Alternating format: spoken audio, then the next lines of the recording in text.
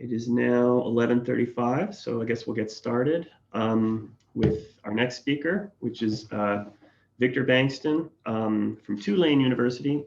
Victor is a current student of Mike Mislove in the computer science department of Tulane. And he's going to be giving a talk today on the Wigner functions and an uncertainty principle.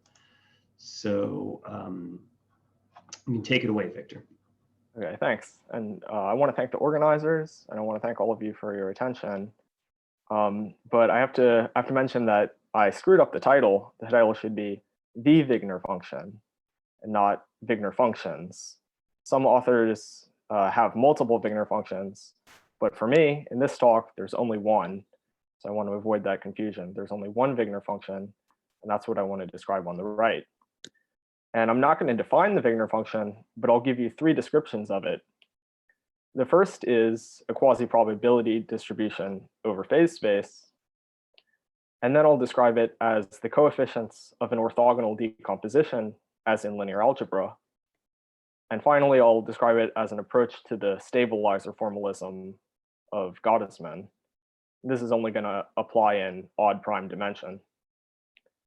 Then I'll point out that the entropic uncertainty principle for mutually unbiased spaces appears in the structure of the Vigner function. And I'll use the properties of the Vigner function to actually prove this case of the entropic uncertainty principle for mutually unbiased spaces.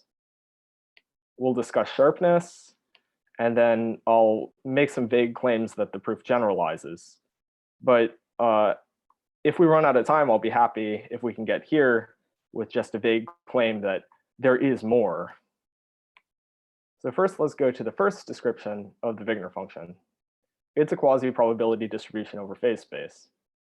So first, we need a setting. Let's assume we're working in a Hilbert space of dimension d, where d is an odd prime.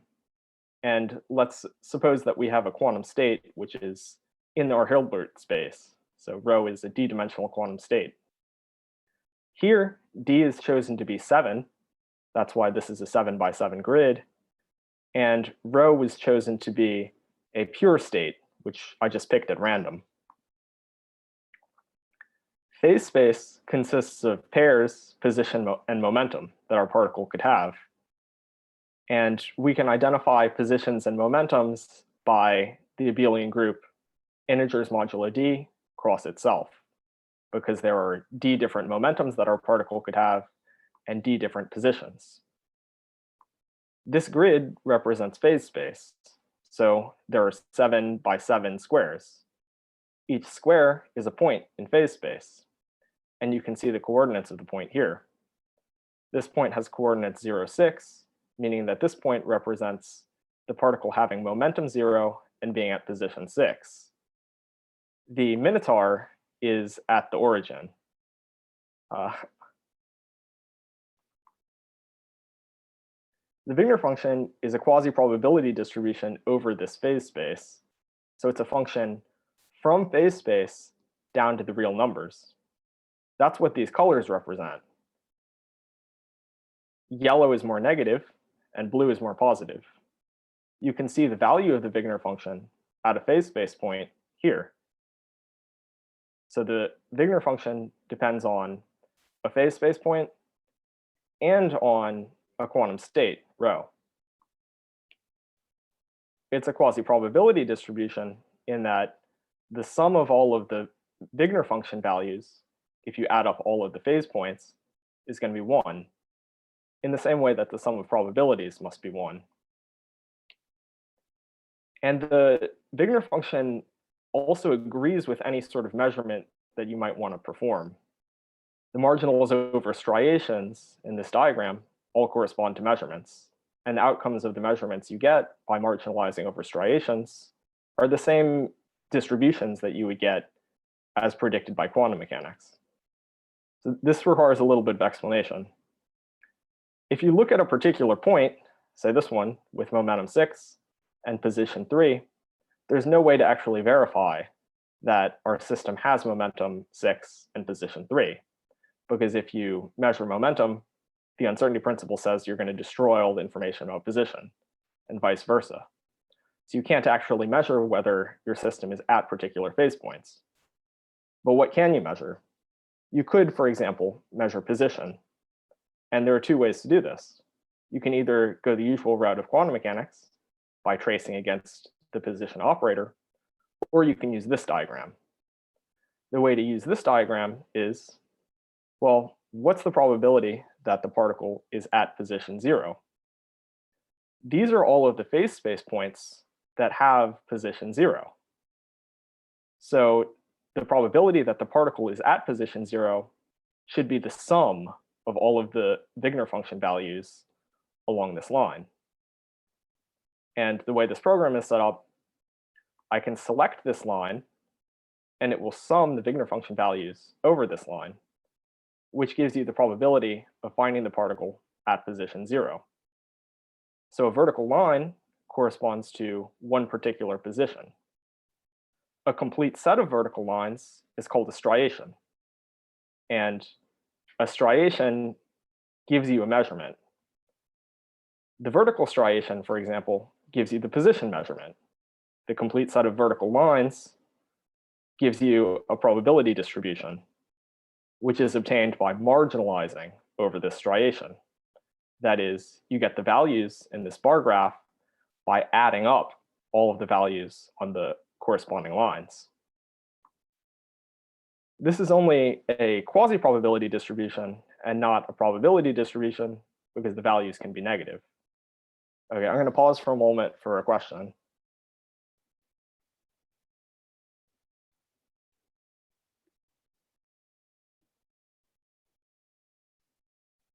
Okay, if there are no questions, then I'll continue to the next characterization of the Vigner function, which is as the coefficients of an orthogonal basis. At each point in phase space, we have operators, one for each point in phase space. And the Vigner function gets its values by tracing our state against these Hermitian operators. Said another way, the value of the Vigner function is the expected value of the observable, which is the phase point operators, given that our system is in state rho. And then we've got this factor of 1 over d out front.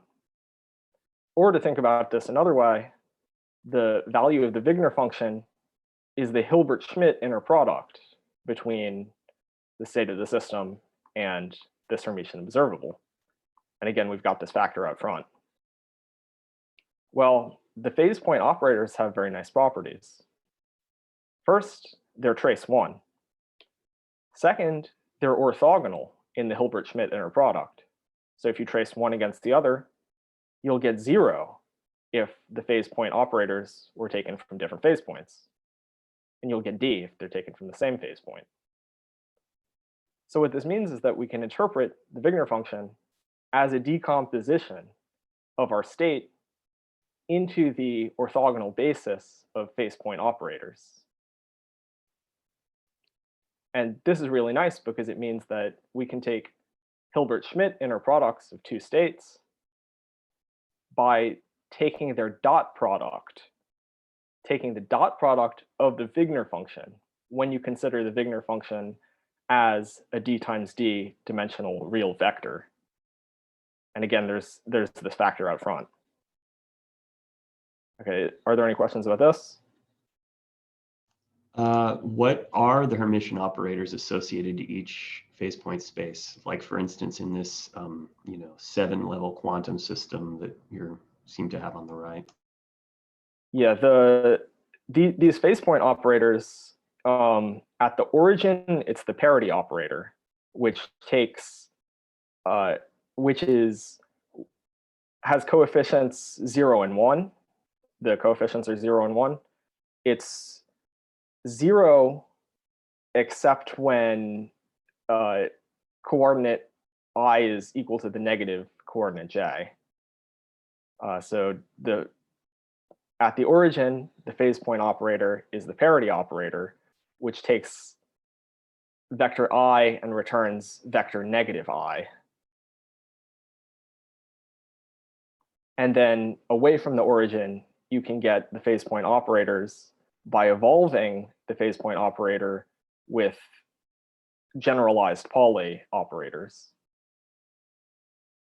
And I'll describe that a little bit more in this next slide. Okay. Okay, the Vigner function is also the d-dimensional stabilizer formalism. And remember that we had to choose d to be an odd prime. So this isn't the usual stabilizer formalism, but it's an extension thereof. And here's the translation. In the stabilizer formalism, we've got these Pauli operators, Pauli x and Pauli z, where Pauli x, if you evolve your state by Pauli x, you essentially move the system over from position 0 to position 1 and from position 1 to position 2. Over here, this means that with respect to Vigner functions, our Pauli operators become translations. If we take our state rho and we evolve it by a Pauli operator, then the Vigner function diagram is going to change according to a translation. This is the translation to the right, which corresponds to evolving our state rho by the Pauli x unitary. And this is the translation down, which corresponds to evolving by the Pauli z unitary. And you can see that general translations will correspond to evolving by x and by z operators. So every translation corresponds to a Pauli operator and vice versa. In the stabilizer formalism, we have these stabilizer states, which are defined so that they're invariant with respect to Pauli operators. In the Vigner function formalism, we said that Pauli operators correspond to translations. So now we want to get states that are invariant with respect to translations. So the pattern of their quasi-probability distribution should also be invariant with respect to these translations. Let's look at the translations that go down. Well, the states which are invariant with respect to this will be vertical lines. So this means that the stabilizer states in the Vigner function formalism correspond to lines, and every line will correspond to stabilizer states.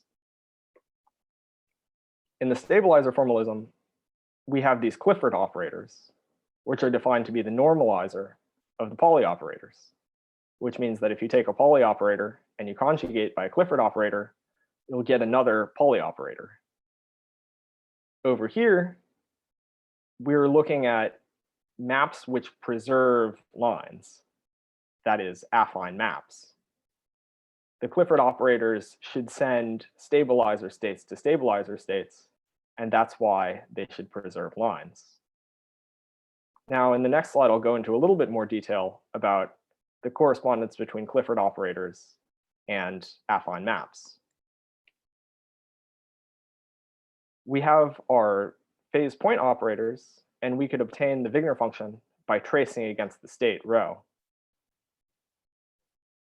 There's a correspondence between affine maps and Clifford unitaries, which is a bijection. So for every affine transformation, there is a unitary, which is in fact Clifford, so that if you permute the phase point operators by applying the affine transformation, and then trace against rho evolved by this Clifford unitary, you'll get the same thing as if you trace against rho. So we might as well work with affine transformations as compared to Clifford unitaries. They're exactly the same. And I do have prepared a Clifford unitary which is not a translation, and we can see that it will preserve lines. And if you want to see how it acts on just a random state, it acts like this. So it's a little bit hard to tell what's going on, but it does preserve lines.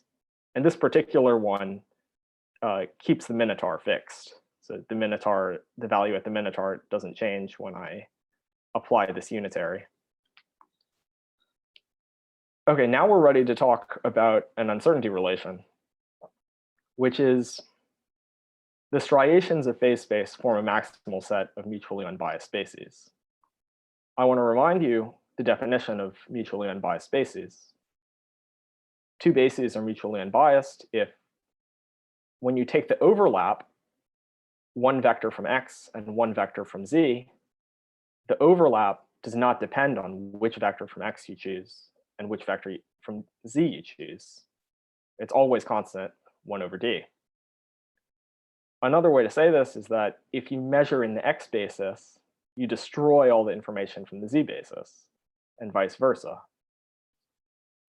Here, if we measure in the position basis, we'll get some result, say this one. Now, if we were to measure in the momentum basis, look, we've got the uniform distribution, which means that all of the information has been destroyed.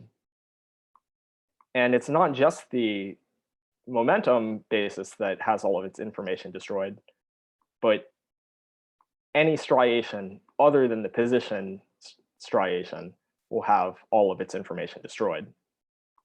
So the striations of phase space correspond to mutually unbiased bases. There's a well-known uncertainty principle that whenever you have a maximal set of mutually unbiased bases, the average Renyi-2 entropy has this lower bound. The Renyi-2 entropy is given by this quantity, the negative log of the sum of squares of probabilities. Here, I have, for any distribution, calculated the Renyi-2 entropy, which you can find right here. And this is a property of the distribution, so it doesn't matter which outcome I'm looking at, the Renyi-2 entropy stays the same. But if I look at a different striation, the Renyi-2 entropy will change. The minimum value of the average Renyi-2 entropy is what we're interested in. And I'm claiming that this is lower bounded by the quantity here. This is something that has been proven in general for any set of D+1 mutually unbiased spaces. And the proof is complicated. It uses the technique of superspace geometry developed by somebody named Larson. We're going to prove this for our particular case of mutually unbiased spaces here, using the properties of the Vigner function. And then I'll mention about this generalizes to something within the stabilizer formalism. First, we need a lemma. And the lemma is that the sum of squares of Vigner function is 1 over D. And that's going to be equivalent to this fact. The fact that we will actually end up using is that, well, let P O B I be the probability of outcome O occurring, given that the measurement is BI. And these BIs are the D+1 striations. Then the sum of squares of outcome probabilities is 2. So these two facts are one and the same, as I'll show in the proof. The first part of the proof is to show this title claim, that the sum of squares of the Vigner function is 1 over D. And for this, we return to our second characterization of the Vigner function as a decomposition into phase point operators, which allows us to take the Hilbert-Schmidt inner product in two ways. If we take the Hilbert-Schmidt inner product of rho with itself, we get the trace of rho squared. Since we've assumed that rho is pure, this means that rho squared is equal to rho, and its trace is 1. The other way to take this inner product is by taking the dot product of the Vigner function considered as a vector. And this gives us the sum of squares of Vigner functions. And we've got this factor D out front. So this is the title claim, that the sum of squares of the Vigner function is 1 over D. Now let's see how to use this to prove that the sum of squares of outcome probabilities is 2. So the sum of squares of the Vigner function is the sum of squares of all of these values. The sum of squares of outcome probabilities is the sum of squares of all of these values. And we sum over every possible striation. which is essentially summing over every line. Okay, first let's look at one outcome probability. The marginalization property says that this outcome is the sum of all of the Vigner function values on this line. So associated to this outcome, there's a line such that the probability of the outcome is the sum of Vigner functions on that line. Next, if we square both sides, the square of the probability outcome is the sum of products of Vigner functions at points which come from that line. Next, we're going to take this quantity and sum over all outcomes and all measurements. On the right-hand side, in terms of the Vigner function, this means that we're summing over all lines. If we sum over all lines, then this means we'll get this type of sum once, because every distinct pair of phase space points lies on a unique line. So that explains this term. Every point is on d+1 lines. So we'll get d+1 times the sum of squares of Vigner functions. Now we can move one of this type of sum over here to get rid of the condition that A and B are distinct. Then we can factor. And the sum of the Vigner function values is 1. So if you square it, you get 1. And this is what we proved up at the top, that the sum of squares of Vigner functions is 1 over d. So we have 1 plus 1, which is 2. Now we can use this to prove the main theorem, that the average entropy is bounded below by this quantity, log base 2 of d+1 minus 1. And the idea is that we use the concavity of log plus the previous lemma. The average Renyi-2 entropy is the average over d+1 different measurements of the Renyi-2 entropy of each measurement. The concavity of log says that we can move the average into the log at the cost of an inequality. Now we can apply the previous lemma to realize that this sum of squares of outcome probabilities is 2, and the rest is some algebra. One thing that I want to point out is that this inequality holds exactly when this inequality is an equality, exactly if we're taking the average of identical quantities. So this is going to be a sharp inequality unless each probability distribution has the same Renyi-2 entropy. So if we look at this, the Renyi-2 entropies are different for different directions. And that means that for this particular state, which was chosen at random, the inequality will be sharp. Actually, you can get equality here. There is a state that you can pick that will give you equality. So tightness can be achieved. When d is 3 mod 4, as our case here, where d is 7, then you can actually find an anti-unitary which is going to cycle through the BI. This anti-unitary, if you allow it to act on one striation, it'll go through all of the striations. And that means that we can just pick an eigenvector of u, and that'll give us our tightness result. And here's what that looks like. So if you look at all of the different striations, they all have the same Renyi-2 entropy, which is 2. And that gives us tightness in the for the inequality. And it's claimed that this inequality will be tight for all prime d. So you can always get equality in this inequality. But I haven't looked at the details for when d is not 3 modulo 4. And well, the last thing I'm going to wrap it up by saying that the Vigner function also applies to multiple particles. And when it does so, it continues to capture the stabilizer formalism.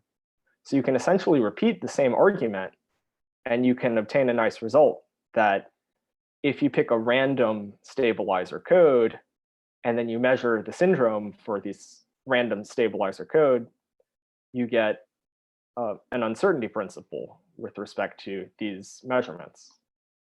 And the proof is the same as the proof that I just went through, but a little bit more complicated.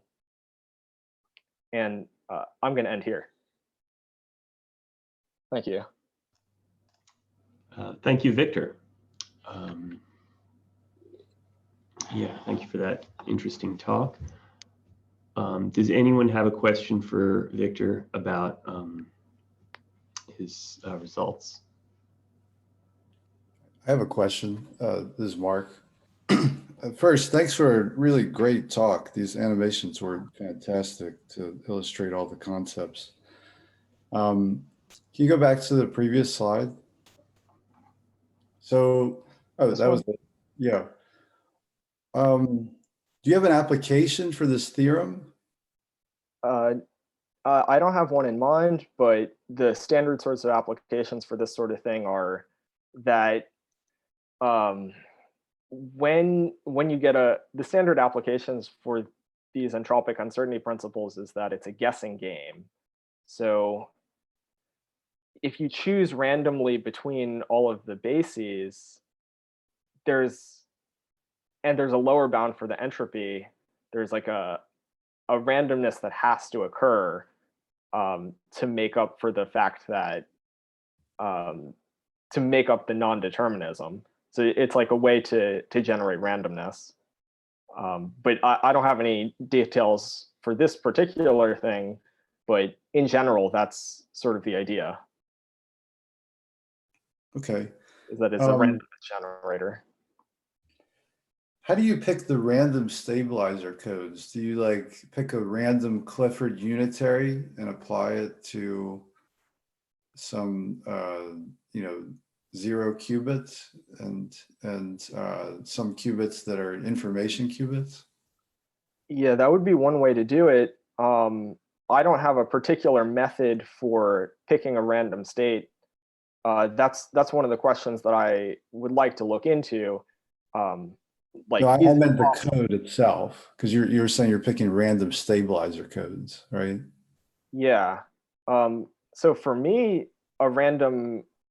so the stabilizer codes that are one-dimensional are just lines. And you can pick a random line by just picking 2 points. And it's sort of similar for random stabilizer codes, where in the Vigner function formalism, the stabilizer codes correspond to subspaces where the symplectic inner product vanishes. So you can just pick a random subspace by, first you pick a random point that has to be on that subspace, and then you pick another random point, which is also on the subspace, and you keep picking random points until you fill out the subspace, which corresponds to the stabilizer code you're looking for. Okay. Now that we're talking, I remember an application of these entropic uncertainty relations is to something called information locking. So this is where you can, it's a way you can, so there's this theorem of Shannon from classical information theory that to encrypt a message using a one-time pad, you need the key to be as large as the message. But in quantum mechanics, with a particular model of an eavesdropper, where an eavesdropper is forced to measure, you can violate this theorem. And there's something called information locking, and security of information locking schemes has been linked to entropic uncertainty relations. So that might be something interesting to look at. These stabilizer codes could be ways that you can encode information. Like you could pick the unitary to apply based on the value of a secret key. And then your entropic uncertainty relation might guarantee some level of security. Okay, I haven't heard of this information locking, so that'll be something that will be good for me to look at. Yeah, I can point you to some papers. I have other comments, but I don't want to hog all the question time. Okay, yeah, we can talk later if you want. Okay.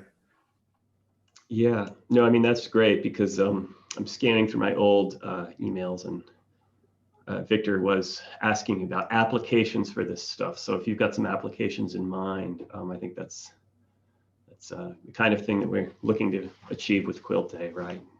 Yeah, so you just look up information locking. Patrick Hayden worked extensively on this, and then we wrote a paper called Locking Capacity. We extended it to, kind of information theory kind of thinking. And if you look up some of those keywords, you'll find the papers. Okay. If no one else will comment, maybe I'll just mention briefly. I saw at the bottom you have mana. So with a colleague, we published about a quantity called thauma. So THAUMA. And it's a way to measure magic in quantum states. And it gives you upper bounds on how much magic you can distill from states. That was the application of mana. That was one application of mana, and we showed an improvement of that. So mana is related to the negativity, adding up all the negativity. Is your quantity also related to negativity? It is related to it. Essentially, what we proved is that using this other way of thinking about it, you can get tighter bounds on magic distillation, which is something people are interested in for fault-tolerant quantum computing. And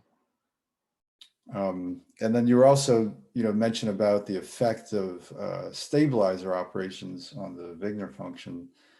We looked into a class of operations that we called positive Vigner preserving operations as a generalization of stabilizer operations. And so maybe there's more to elucidate with their mathematical structure in these animations that you're doing. Yeah, that would be interesting. I've seen that some people define maps to be Vigner positive if they're Jam-Wachowski isomorphic to states that are Vigner positive. Mm-hmm. So then this includes completely positive maps, but I haven't been able to find a good explanation of how much more general this is than Clifford unitaries. Okay, I can point you to the paper we wrote about it, and maybe it would have something. Yeah, that would be helpful.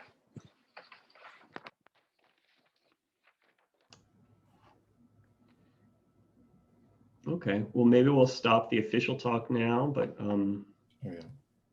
can linger if there's